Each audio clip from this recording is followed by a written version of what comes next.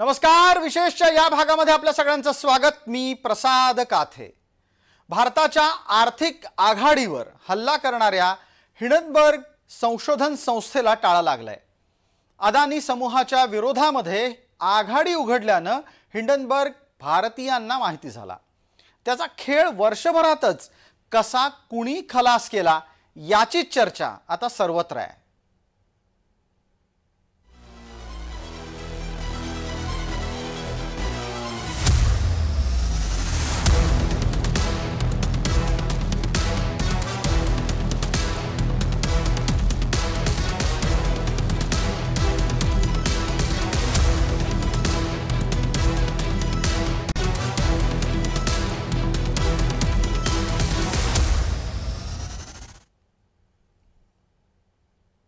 तुम्ही हिंडनबर्ग म्हणा, हायडनबर्ग म्हणा, या कंपनीच्या माध्यमातून भारतातल्या उद्योग जगताच्या संदर्भात जवळपास आघाडी उघडली गेली की काय असा सवाल उपस्थित व्हायचा.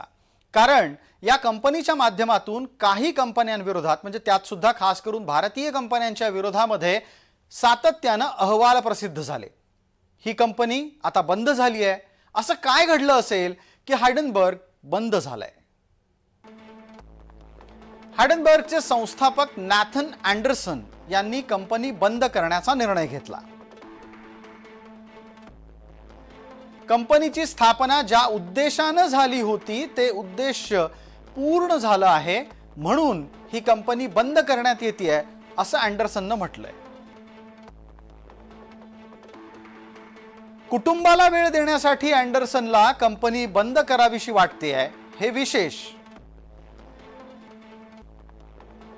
अमेरिकेमध्ये डोनाल्ड ट्रम्प 20 जानेवारीला राज्यकारभाराची सूत्र पुन्हा हाती घेणार आहेत आणि त्यापूर्वी हायडनबर्गचा गाशा गुंडाळला गेलाय, हेही महत्त्वाचं. कंपनी बंद करण्याच्या निर्णयाला ही पार्श्वभूमी तर नाही ना, अशी चर्चा सुरू आहे.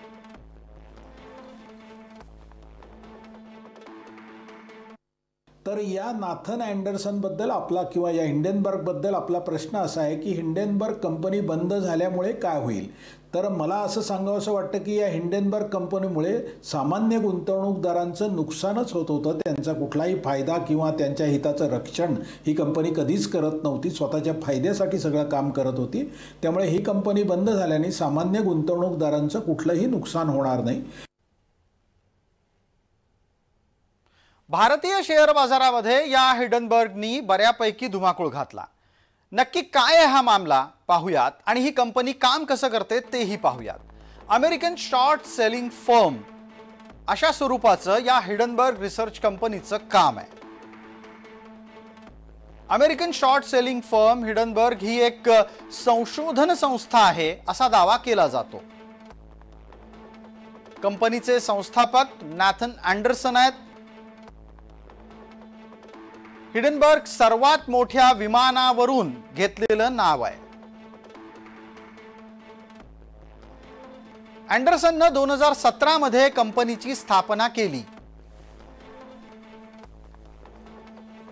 शेअर बाजारामध्ये होणाऱ्या अनियमिततेवर लक्ष ठेवणं आणि त्यांचा पर्दाफाश करणं या संदर्भातला उद्देश होता, असं हिंडनबर्गच्या संस्थापकांनी म्हटलंय.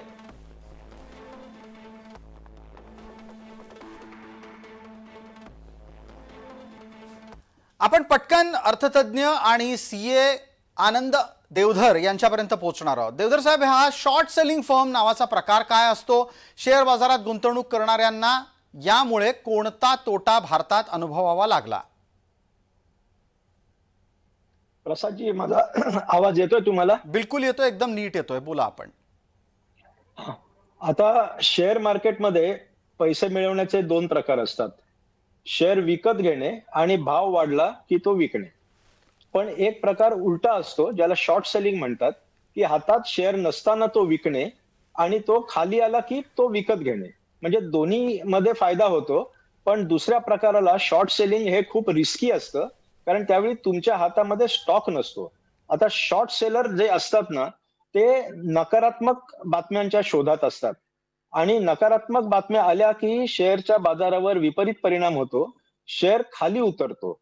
मग हे शॉर्ट सेलर काय करतात, ज्यांना आतली खबर असते, इन्सायडर इन्फॉर्मेशन ज्याला म्हणतात असते, ते एखाद्या कंपनीच्या अगेन्स्ट काहीतरी बातमी ची चर्चा चालू आहे, गुप्त आहे, पण ती थोडीशी फुटलेली आहे, त्या कंपनीचं शेअर विकून टाकतात आधी.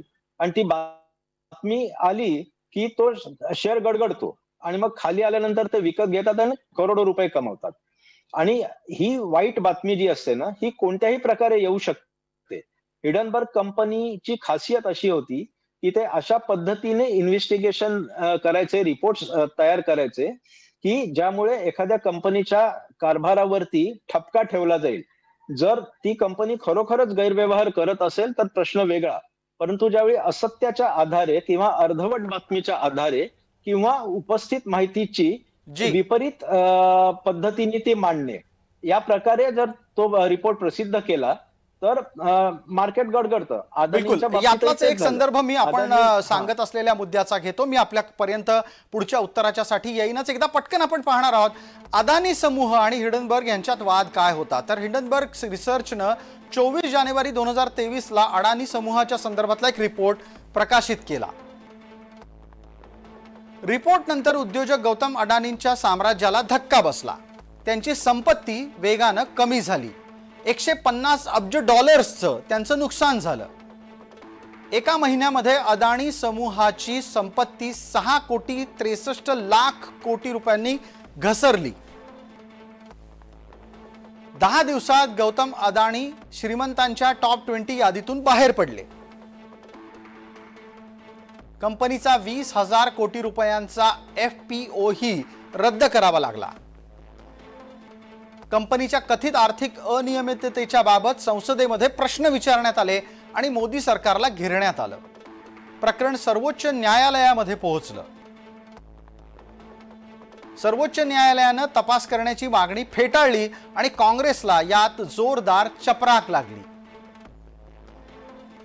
आनंद देवधर यांच्यापर्यंत जातोय. आर्थिक विषयाचे तज्ज्ञ आहेत, CA आहेत. आता मला पटकन आनंद देवधर आपण याचा खुलासा करा की ज्या अदानी समूहाला टार्गेट करत आणि त्यात सुद्धा एका परदेशी कंपनीच्या भरोशावर टार्गेट करत काँग्रेस राजकारण करत होती, त्या काँग्रेसची परिस्थिती आता कशी असेल? हे बघा, काँग्रेसची परिस्थिती दयनीयच आहे.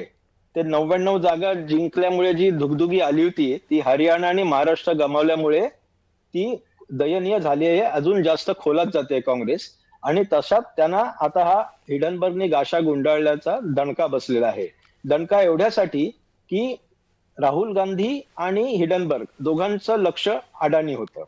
राहुल गांधी काही वाटेल ते आरोप करतात. JPC साठी त्यांनी अख्खी संसद वेठीला धरली होती.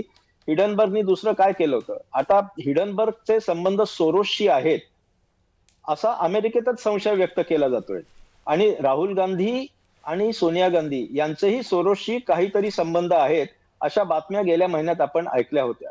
त्यामुळे हे सगळं जे आहे हे एक नॅरेटिव्ह इंटरनॅशनल लेव्हलचा कट आहे आणि इंटरनॅशनल लेव्हलचा जो कट आहे तो भारताची अर्थव्यवस्था खिळखिळी करण्याचा उद्देश आहे. अडानींच्या कारणामुळे जर बाजार कोसळला तर इतरही शेअरना त्याचा फटका पडतो आणि एकूणच निराशेचं वातावरण शेअर मार्केटमध्ये पसरतं. जी, धन्यवाद. आपण या तपशिलात विश्लेषणाच्या साठी आमच्या सोबत उपलब्ध झालात त्यासाठी. विशेषतः या भागामध्ये तुर्तास इतकंच. आपण पाहत रहा फक्त जय महाराष्ट्र.